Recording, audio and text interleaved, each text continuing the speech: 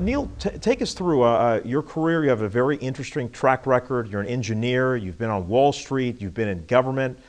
But you're running for office for the very first time, and you're not taking the easy road, so to speak. You're not doing a city council race. You're not doing even a congressional race. I mean, you're running for governor of California, and you're running against Jerry Brown, who is an institution in the state. So you could have taken another road, and why are you choosing this one?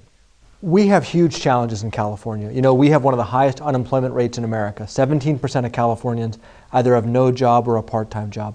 California schools are failing our kids. They're ranked 46th in America. And you put those two things together, and California has the #1 poverty rate in America. 24% of Californians are living in poverty. And the status quo is devastating for millions of California families. So look, as you said, I've done a lot of different things. I can do a lot of different things. This is not a career for me. I'm running for governor because I want to fight for all of the people that need someone to fight for them, because the status quo is failing California families. And if I'm not willing to do it, who's going to do it? And Jerry Brown's been governor for 3 years, has had no ideas on job growth, no ideas on ending poverty, no big ideas on reforming education. That's why I feel compelled to do it. That being said, Brown came in inheriting a mess by both Democrat and Republican governors alike.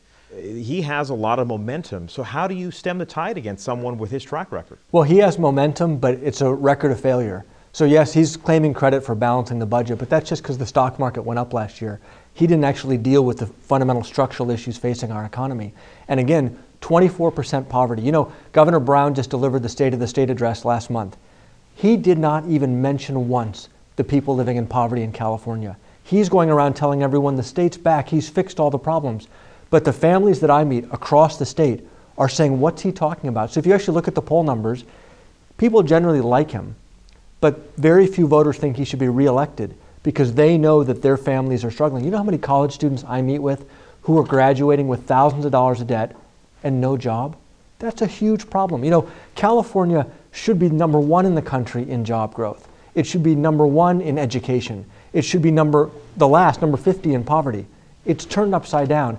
And Governor Brown, unfortunately, represents the status quo. Look, this comes back to my own life.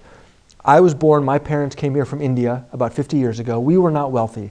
My parents gave me the gift of a good education, and that made all the difference in my life. Unfortunately, that's not true for millions of California families, and so I'm fighting for them.